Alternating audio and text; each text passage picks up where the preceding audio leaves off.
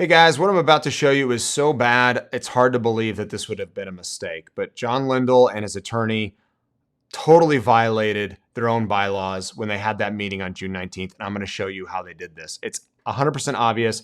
I'm embarrassed I didn't catch this. It's been right there in front of us all, and I totally missed it. So sorry I missed this. This is the most obvious mess up in this whole process for James River leaving the Assemblies of God and removing church membership voting rights. So if we look at this, it says James River Church annual business meeting was held on June 19th, 2019. Here are the minutes. I've moved up this.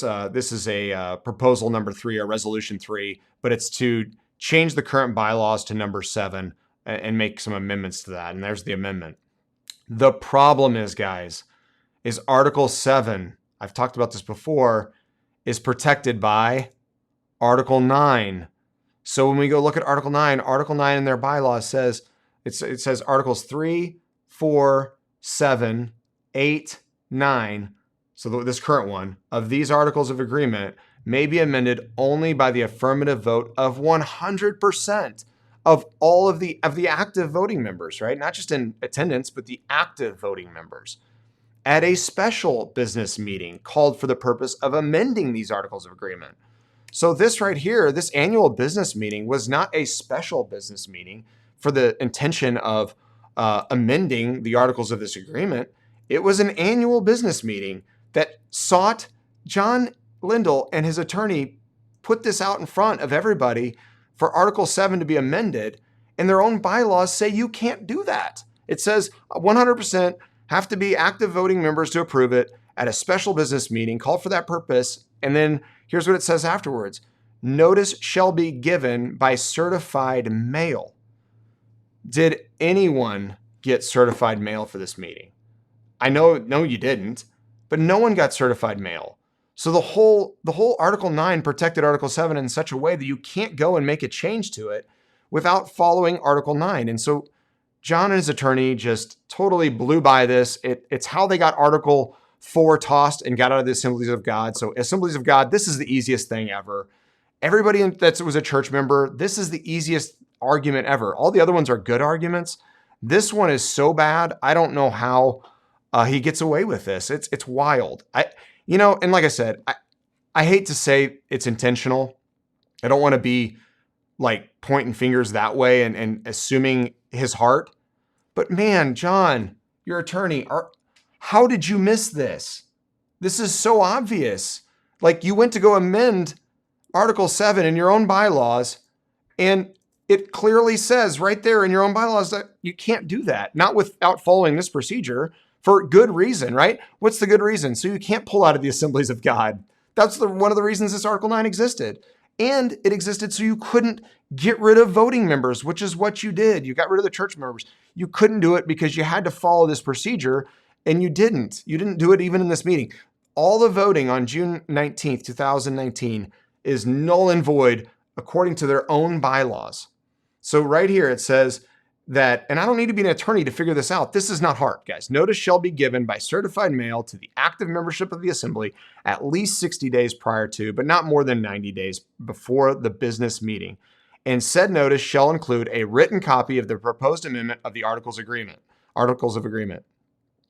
This is the meeting, and you'll notice there was none of this was sent out to anybody. I don't know why I missed it. It was right underneath our nose. I don't know how they didn't know what they were doing to do something so against your own bylaws. And then the consequences, you back out of the Assemblies of God, which was Article 4 was protected too. You didn't do that at all the right way with Article 9. And you got rid of all of the people who supported your church from being voting members and having a say. And you just violated your bylaws, like completely, blatantly. Like right in front of everybody's eyes. I even missed it, and I've been critical because I'm going, something's not right. Voting members didn't even know they lost their voting membership. That doesn't seem fair.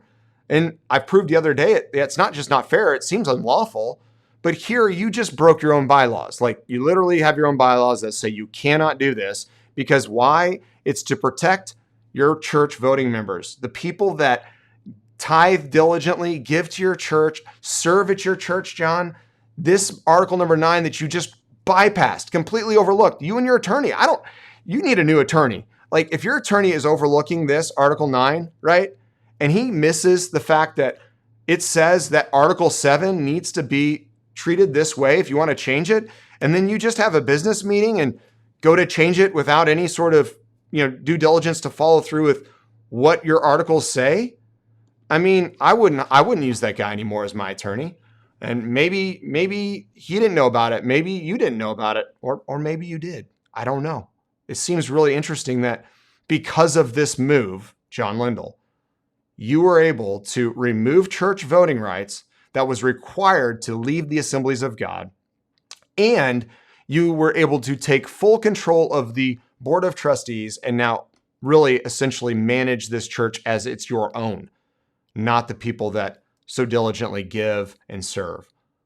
I'm shocked. Like I thought I had found it just gets worse every time I look. It's like I don't even look anymore. It's just worse every time. This is the worst. You had a meeting on June 19th. You violated your own bylaws. You kicked out church membership against your own rules that you had to follow. And you used it to get out of the Assemblies of God. I can't imagine that they're going to sit around, especially after seeing this. Hopefully they've got great attorneys that didn't miss this. I'm like I said, I'm not an attorney. I can't believe I missed it though. Like it's just right there. I mean, again, I'm going to do this one more time. Article number 7, you wanted to change it. You had an annual business meeting, not a special business meeting. And guess what? You just didn't even read this and toss this out. But Article 9 says you can't do that. And you needed 100% of the people to be there, or at least vote. And it had to be certified mail 60 days in advance. Not like just, hey, by the way, we're going to have a business meeting next week. Like, anyways, this is super irritating to watch somebody that should have more credibility, has more fiduciary duty to his church and the board and his church members to ignore this or miss this. I don't know, man. Hard to stomach. So anyways, I thought I'd share that with you guys. Sorry I missed it. It was right there in front of me and I just was looking at other stuff. I didn't realize it was that obvious of how the meeting itself on June 19th, 2019 totally violated their bylaws, is absolutely unlawful by a simple understanding of the law and reading, just basic reading. So you guys have a good night. Please share with people so they're educated. I guess very few pointed this out to me. It's like 1 or 2 people. And so I'm guessing most people didn't catch this either. And it's really bad.